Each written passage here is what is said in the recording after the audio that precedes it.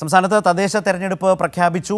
December 9, 11 തീയതികളിലായി 7 വീതം ജില്ലകളിൽ തിരുവനന്തപുരം മുതൽ തൃശ്ശൂർ വരെ ഡിസംബർ 9-നും അതുപോലെ തന്നെ തൃശ്ശൂർ മുതൽ കാസർഗോഡ് വരെ ഡിസംബർ 11-നുമാണ്. 13-നാണ് വോട്ടെണ്ണൽ എന്നുള്ളത് കൂടിയുണ്ട്.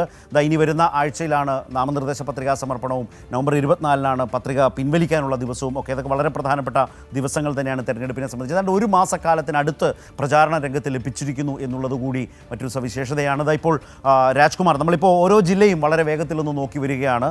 ഇപ്പോഴത്തെ ഒരു ഘട്ടം എങ്ങനെ? രാജ്കുമാർ ചേരുന്നു. രാജ്കുമാർ, കൊല്ലം ജില്ലയെ സംബന്ധിച്ച് സീറ്റ് വിഭജനം മുന്നണികൾക്കിടയിൽ എങ്ങനെ? LDF-ൽ സാധാരണ ഏറ്റവും വേഗതയിൽ തന്നെ കാര്യങ്ങൾ ധാരണയിലെത്താറുണ്ട്. പ്രചാരണ രംഗത്തേക്ക് സ്ഥാനാർത്ഥികളൊക്കെ ഇറങ്ങിത്തുടങ്ങിയോ?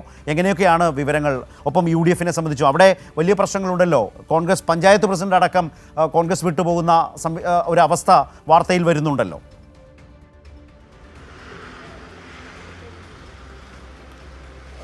അതെ, ഈ നിലവിൽ കൊല്ലം ജില്ലയെ ഒരു മൊത്തത്തിൽ നമ്മളൊന്ന് പരിശോധിച്ചു കഴിഞ്ഞാൽ LDF-ൻ്റെ ഒരു കോട്ട തന്നെയാണ് കൊല്ലം ജില്ല. അതിന് യാതൊരു കോട്ടവും ഇതുവരെ തട്ടിയിട്ടില്ല.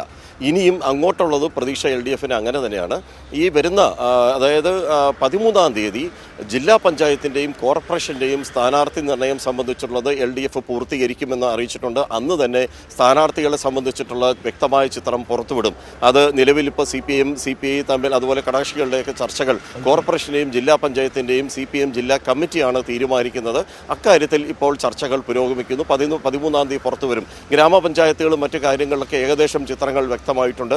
നഗരസഭകളുടെയും ചിത്രങ്ങൾ വ്യക്തമായിട്ടുണ്ട്.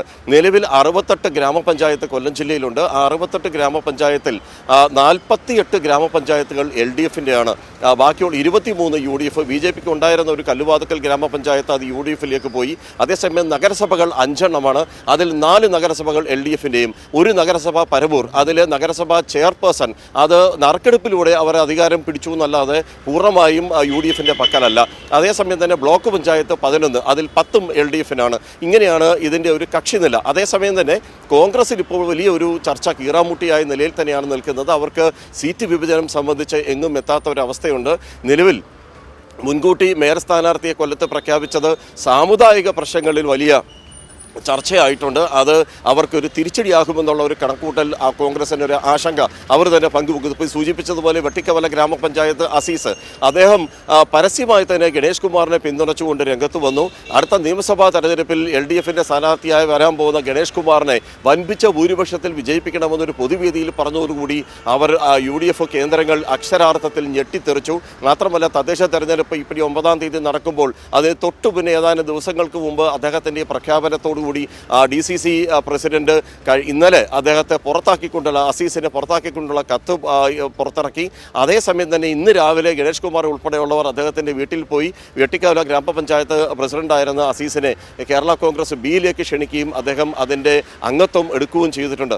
ഈ നിലയിലാണ് കാര്യങ്ങൾ പുരോഗമിക്കുന്നത്. കോർപ്പറേഷനിൽ പല സ്ഥലങ്ങളിൽ 12ഓളം സ്ഥലങ്ങളിൽ കോൺഗ്രസിന് തന്നെ റിബൽ സ്ഥാനാർത്ഥികൾ വരുമെന്നുള്ളതാണ് ഇപ്പോഴത്തെ ഒരു ചിത്രം.